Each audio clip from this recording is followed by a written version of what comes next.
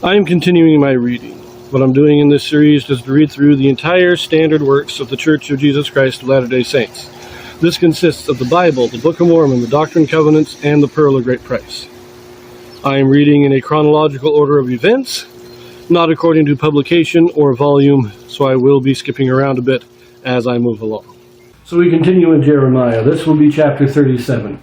Remember, these chapters, this is all during the siege of Jerusalem. The siege started in the 9th year of Zedekiah, and Jerusalem was finally destroyed in the 11th or 12th year, I can't quite remember. But this is all while the siege is going on. The exact order of these last few chapters is a little bit fuzzy, but they're all taking place in the same basic approximately 3-year period. I also want to mention that this video does have a Joseph Smith translation in it. What the Joseph Smith translation is, this is an inspired translation or correction of the Bible done by Joseph Smith to restore those passages that had been lost over the years. So this is chapter 37. Let us read this.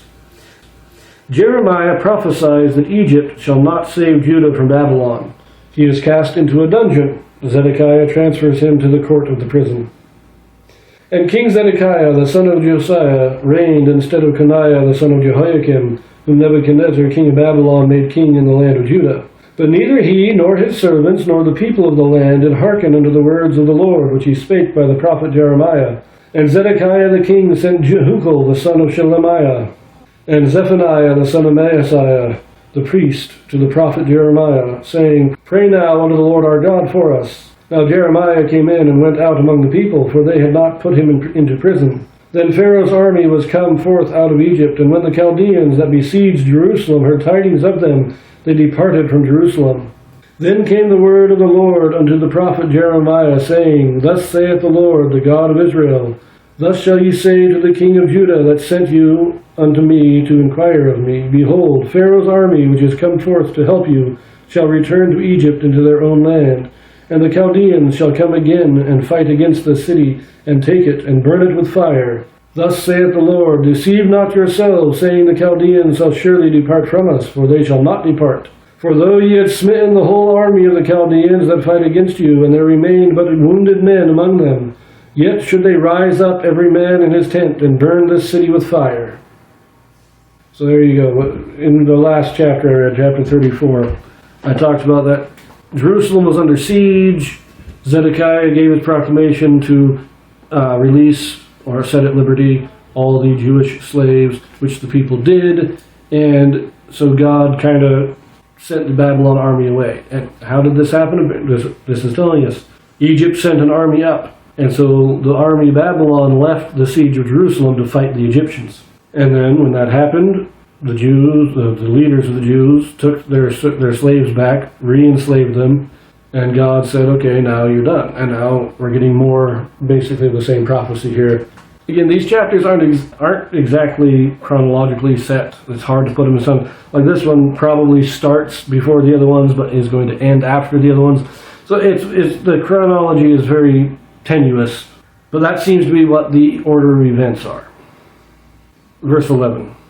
And it came to pass that when the army of the Chaldeans was broken up from Jerusalem for fear of Pharaoh's army, then Jeremiah went forth out of Jerusalem to go into the land of Benjamin, to separate himself thence in the midst of the people. And when he was in the gate of Benjamin, a captain of the ward was there, whose name was Erijah, the son of Shelemiah, the son of Hananiah. And he took Jeremiah the prophet, saying, Thou fallest away to the Chaldeans. Then said Jeremiah, It is false. I fall not away to the Chaldeans. But he hearkened not to him. So Erijah took Jeremiah and brought him to the princes. Wherefore the princes were wroth with Jeremiah, and smote him, and put him in prison in the house of Jonathan the scribe, for they had made that the prison. So Jeremiah, the army of Babylon leaves the city. It's been besieged. Nobody can go in and out while the siege is going on. But the army leaves, and Jeremiah thinks, great, this is my chance to get out of the city, get back to my own land, back to Anathoth and the land of Benjamin, and we can leave the city to be destroyed. But as he's leaving, this guy Erijah sees him and accuses him of defecting to the Babylons. He accuses him of treason. And even though Jeremiah denies it, he is arrested and thrown in prison. Verse 16.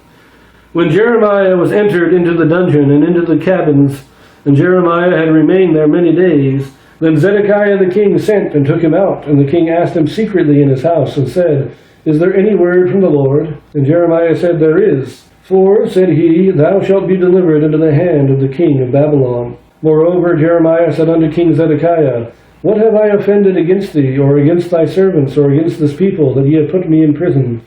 Where are now your prophets, which prophesied unto you, saying, The king of Babylon shall not come against you, nor against this land? Therefore hear now, I pray thee, O Lord the king, let my supplication, I pray thee, be accepted before thee, that thou cause me not to return to the house of Jonathan the scribe, lest I die there. Then Zedekiah the king commanded that they should commit Jeremiah into the court of the prison, and that they should give him daily a piece of bread out of the baker's street, until all the bread in the city were spent. Thus Jeremiah remained in the court of the prison.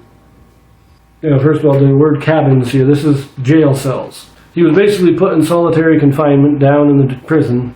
When Zedekiah finds out about it, he secretly brings him out, gets the message, and Jeremiah's like, What have I done? What am I guilty of? Is that if you put me back in there, I will die, and you will be guilty of my murder. And so Zedekiah brings him out of these cells into the courtyard, into the open air, but still in prison. Doesn't release him, but he brings him into a healthier environment, you might say. Now, I want to go back to Erijah for a minute, because it says here, Erijah is the son of Shelemiah, the son of Hananiah. If you will recall, Hananiah is the name of a false prophet back in chapter 28 of Jeremiah. Hananiah, son of Azur, was of Gibeon, which is also in the land of Benjamin. And he came and he gave his prophecy, and saying, within 2 years there will be peace and Babylon will be driven out.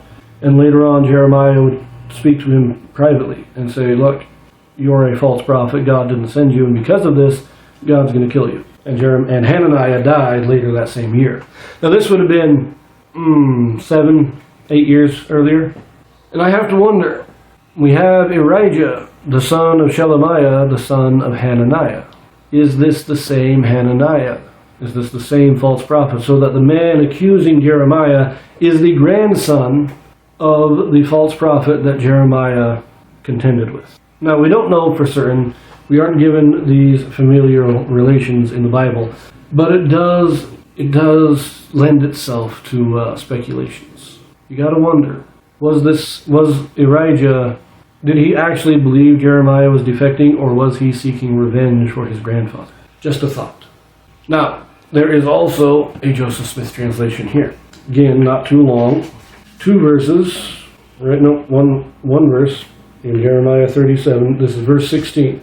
This verse says, When Jeremiah was entered into the dungeon and into the cabins, and Jeremiah had remained there many days. Just minor grammatical correction here. It says, And Jeremiah was entered into the dungeon and into the cabins, and he remained there many days. So a minor grammatical correction. Nothing important. We leave that here. And we have one more chapter in Jeremiah before we turn back to our histories. So we will see you there.